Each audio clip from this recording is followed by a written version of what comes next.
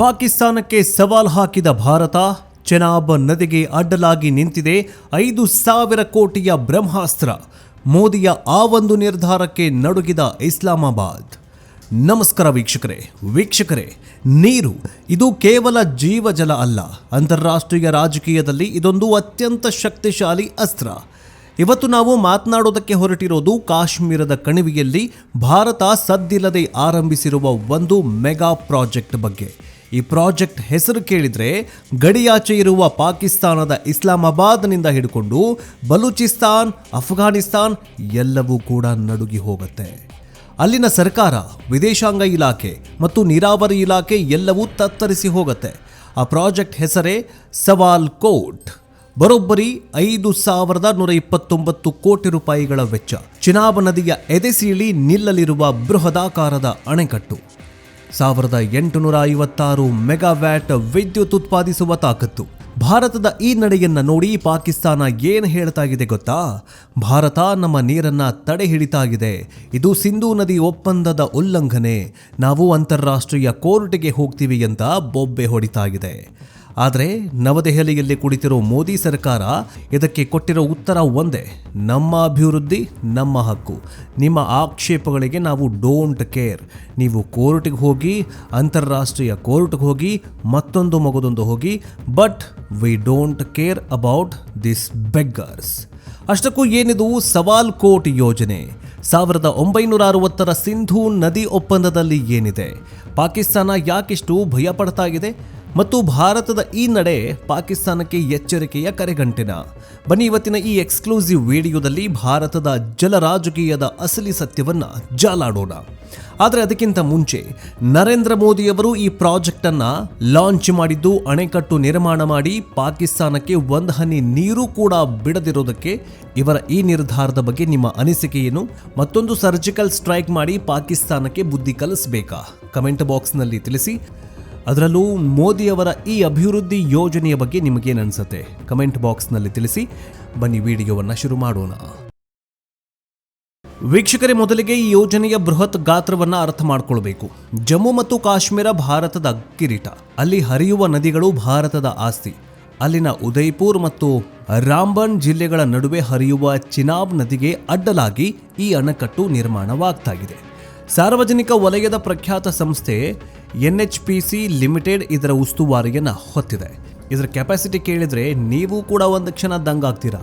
ಬರೋಬ್ಬರಿ 1,856 ಮೆಗಾವ್ಯಾಟ್. ಇದು ಪೂರ್ಣಗೊಂಡ್ರೆ ಜಮ್ಮು ಕಾಶ್ಮೀರದ ಚಿತ್ರಣವೇ ಬದಲಾಗತ್ತೆ. ಕತ್ತಲಲ್ಲಿರುವ ಎಷ್ಟೋ ಹಳ್ಳಿಗಳಿಗೆ ಬೆಳಕು ಸಿಗತ್ತೆ. ಉತ್ತರ ಭಾರತದ ವಿದ್ಯುತ್ ಸಮಸ್ಯೆಗೆ ಇದೊಂದು ದೊಡ್ಡ ಪರಿಹಾರವಾಗಲಿದೆ. ಅದಕ್ಕಾಗಿ ಮೀಸಲಿಟ್ಟಿರುವಂತಹ ಆರಂಭಿಕ ವೆಚ್ಚ 5,129 ಕೋಟಿ ರೂಪಾಯಿಗಳು. ಮುಂದಿನ 9 ವರ್ಷಗಳಲ್ಲಿ ಇದನ್ನು ಪೂರ್ಣಗೊಳಿಸುವ ಟಾರ್ಗೆಟ್ ಇಟ್ಟುಕೊಳ್ಳಲಾಗಿದೆ. ಆದರೆ ಕೇಂದ್ರ ಸರ್ಕಾರ ಈಗ ಮಿಷನ್ ಮೋಡ್ನಲ್ಲಿ ಕೆಲಸ ಮಾಡೋದಕ್ಕೆ ಸೂಚನೆ ನೀಡಿದೆ. ಅಂದರೆ ಕೆಲಸ ಇನ್ನೂ ವೇಗವಾಗಿ ನಡೀಲಿ, ಆದಷ್ಟು ಬೇಗ.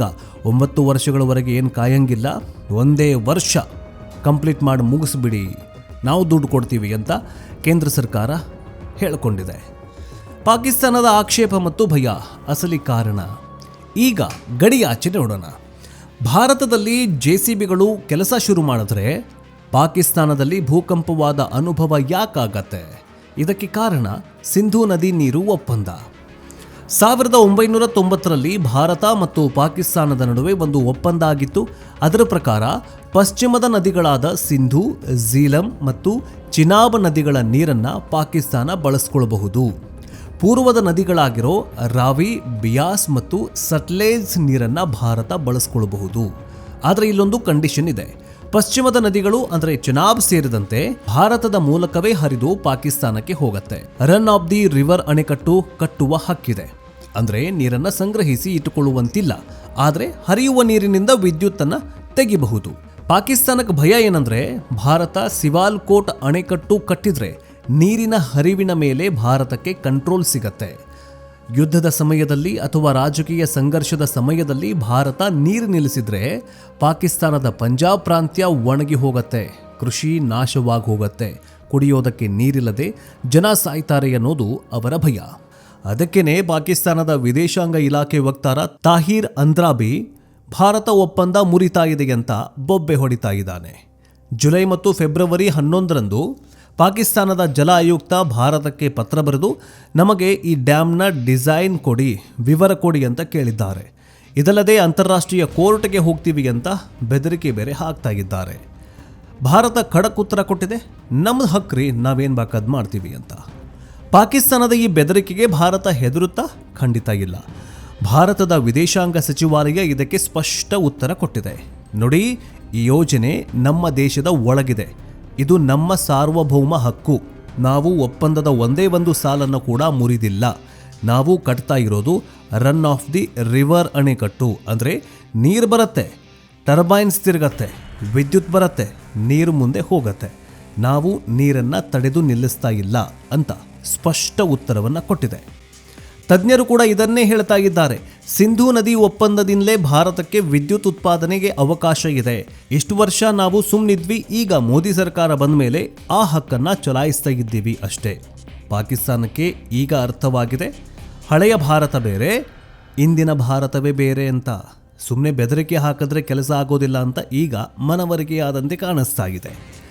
ವೀಕ್ಷಕರೇ, ಸಿವಾಲ್ಕೋಟ್ ಒಂದೇ ಅಲ್ಲ, ಚೆನಾಬ್ ನದಿಯ ಮೇಲೆ ಭಾರತ ಒಂದು ಅಣೆಕಟ್ಟುಗಳ ಸರಪಳಿಯನ್ನು ನಿರ್ಮಿಸ್ತಾ ಇದೆ. ಪಾಕಲ್ ದುಲ್ 1000 ಮೆಗಾವ್ಯಾಟ್, ಕಿರು 624 ಮೆಗಾವ್ಯಾಟ್, ರಾಟಲ್ 850 ಮೆಗಾವ್ಯಾಟ್ ಮತ್ತು ಈಗ ಸಿವಾಲ್ಕೋಟ್ 1856 ಮೆಗಾವ್ಯಾಟ್.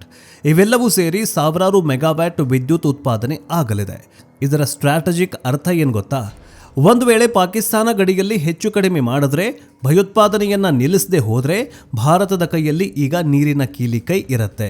ನಾವು ನೀರು ನಿಲ್ಲಿಸದೇ ಇರಬಹುದು, ಆದರೆ ನೀರಿನ ಹರಿವಿನ ವೇಗವನ್ನು ನಿಯಂತ್ರಿಸುವ ಶಕ್ತಿ ನಮಗೆ ಸಿಗತ್ತೆ.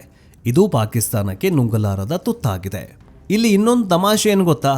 ಪಾಕಿಸ್ತಾನ ಆಕ್ರಮಿತ ಕಾಶ್ಮೀರದಲ್ಲಿ ಚೀನಾ ಅಣೆಕಟ್ಟು ಕಟ್ಟುವಾಗ ಪಾಕಿಸ್ತಾನ ಬಾಯಿ ಮುಚ್ಕೊಂಡು ಕೂತಿತ್ತು, ಪರಿಸರದ ಬಗ್ಗೆ ಮಾತಾಡಿರಲಿಲ್ಲ. ಆದರೆ ಭಾರತ ತನ್ನದೇ ಜಾಗದಲ್ಲಿ ಅಭಿವೃದ್ಧಿ ಮಾಡಿದ್ರೆ ಅವ್ರಿಗೇನು ತೊಂದರೆಯಾಗತ್ತೆ? ಈಗಾಗಲೇ ಪಾಕಿಸ್ತಾನ ಆರ್ಥಿಕವಾಗಿ ದಿವಾಳಿಯಾಗಿದೆ. ಅವರ ಹತ್ರ ಅಂತಾರಾಷ್ಟ್ರೀಯ ಕೋರ್ಟ್ನಲ್ಲಿ ವಕೀಲರಿಗೆ ಫೀಸ್ ಕೊಡೋದಕ್ಕೂ ದುಡ್ಡಿಲ್ಲ. ಆದರೂ ಭಾರತದ ಅಭಿವೃದ್ಧಿಯನ್ನು ತಡೆಯೋದಕ್ಕೆ ಪಾಕಿಸ್ತಾನ ಮಾಡ್ತಾ ಇರುವಂತಹ ಪ್ರಯತ್ನ ಒಂದೆರಡಲ್ಲ. ಆದರೆ ಭಾರತ ಈ ಬಾರಿ ಫಿಕ್ಸ್ ಆಗಿ ಹೋಗ್ಬಿಟ್ಟಿದೆ. ನೀವು ಕೋರ್ಟ್ಗಾದರೂ ಹೋಗಿ, ವಿಶ್ವಸಂಸ್ಥೆಗಾದರೂ ಹೋಗಿ, ಅಣೆಕಟ್ಟು ನಿರ್ಮಾಣ ಮಾತ್ರ ನಿಲ್ಲೋದಿಲ್ಲ ಅನ್ನೋದು ನವದೆಹಲಿಯ ಸಂದೇಶವಾಗಿದೆ. ಇನ್ನು ಮುಂದೇನು? ಜಲಯುದ್ಧದ ಸಾಧ್ಯತೆ ಇದೆಯಾ? ವೀಕ್ಷಕರೇ, ಮುಂದಿನ ದಿನಗಳಲ್ಲಿ ಈ ವಿಷಯ ಇನ್ನೂ ದೊಡ್ಡದಾಗುವ ಸಾಧ್ಯತೆ ಇದೆ. ನೀರು ಭವಿಷ್ಯದ ತೈಲ ಇದ್ದಂತೆ. ಭಾರತ ತನ್ನ ಜನಸಂಖ್ಯೆಗೆ ತಕ್ಕಂತೆ ವಿದ್ಯುತ್ ಮತ್ತು ನೀರನ್ನು ಒದಗಿಸಲೇಬೇಕು. ಸಿವಾಲ್ಕೋಟ್ ಯೋಜನೆ ಪೂರ್ಣಗೊಂಡರೆ ಜಮ್ಮು ಕಾಶ್ಮೀರದ ಆರ್ಥಿಕತೆ ಬದಲಾಗತ್ತೆ, ಉದ್ಯೋಗಗಳು ಸೃಷ್ಟಿಯಾಗತ್ತೆ. ಪಾಕಿಸ್ತಾನದ ಎದುರು ಈಗ ಎರಡೇ ದಾರಿ. ಒಂದು, ಸುಮ್ಮನೆ ಒಪ್ಪಿಕೊಂಡ್ಬಿಡೋದು, ಅಥವಾ ಅಂತಾರಾಷ್ಟ್ರೀಯ ಮಟ್ಟದಲ್ಲಿ ಗಲಾಟೆ ಮಾಡೋದು. ಆದರೆ ಭಾರತದ ರಾಜತಾಂತ್ರಿಕ ಶಕ್ತಿಯ ಮುಂದೆ ಪಾಕಿಸ್ತಾನದ ಆಟ ಏನೂ ನಡೆಯೋದಿಲ್ಲ. ಒಟ್ಟಾರೆಯಾಗಿ ಹೇಳೋದಾದರೆ ಸಿವಾಲ್ಕೋಟ್ ಕೇವಲ ಒಂದು ಅಣೆಕಟ್ಟಲ್ಲ, ಇದು ಭಾರತದ ಇಚ್ಛಾಶಕ್ತಿಯ ಸಂಕೇತ. 1960ರಲ್ಲಿ ನಾವು ಉದಾರತೆ ತೋರಿಸಿ ನೀರು ಕೊಟ್ವಿ, ಆದರೆ ಅದಕ್ಕೆ ಪ್ರತಿಯಾಗಿ ನಮಗೆ ಸಿಕ್ಕಿದ್ದು ಯುದ್ಧ ಮತ್ತು ಭಯೋತ್ಪಾದನೆ. ಈಗ ಭಾರತ ತನ್ನ ಹಕ್ಕನ್ನು ಕೇಳ್ತಾಗಿದೆ. ಚಿನಾಬ್ ನದಿಯ ಮೇಲೆ ತಲೆ ಎತ್ತುತ್ತಾ ಇರುವ ಈ ಬೃಹತ್ ಯೋಜನೆ ಪಾಕಿಸ್ತಾನಕ್ಕೆ ಸ್ಪಷ್ಟ ಸಂದೇಶ ರವಾನಿಸಿದೆ. ನಿಮಗೇನನ್ಸುತ್ತೆ? ಭಾರತ ಈ ಯೋಜನೆಯನ್ನು ಮುಂದುವರಿಸಬೇಕಾ? ಪಾಕಿಸ್ತಾನದ ಬೆದರಿಕೆಗೆ ನಾವು ತಲೆ ಕೆಡಿಸ್ಕೊಳ್ಬೇಕಾ? ಸಿಂಧು ನದಿ ಒಪ್ಪಂದವನ್ನು ರದ್ದು ಮಾಡುವ ಕಾಲ ಬಂದೇ ಬಿಡ್ತಾ? ನಿಮ್ಮ ಅನಿಸಿಕೆ, ಅಭಿಪ್ರಾಯಗಳನ್ನು ಕಮೆಂಟ್ ಬಾಕ್ಸ್ನಲ್ಲಿ ತಿಳಿಸಿ. ನೆಕ್ಸ್ಟ್ ಅಪ್ಡೇಟ್ನೊಂದಿಗೆ ಬೇಗ ವಾಪಸ್ ಬರ್ತೀವಿ. ಅದರಲ್ಲೂ ಮೋದಿಯವರ ಈ ಅಭಿವೃದ್ಧಿ ಯೋಜನೆಯ ಬಗ್ಗೆ ನಿಮಗೇನು ಅನಿಸುತ್ತೆ? ಕಮೆಂಟ್ ಬಾಕ್ಸ್ನಲ್ಲಿ ತಿಳಿಸಿ. ನೆಕ್ಸ್ಟ್ ಅಪ್ಡೇಟ್ನೊಂದಿಗೆ ಬೇಗ ವಾಪಸ್ ಬರ್ತೀವಿ. ಜೈ ಹಿಂದ್, ಜೈ ಕರ್ನಾಟಕ, ವಂದೇ ಮಾತರಂ.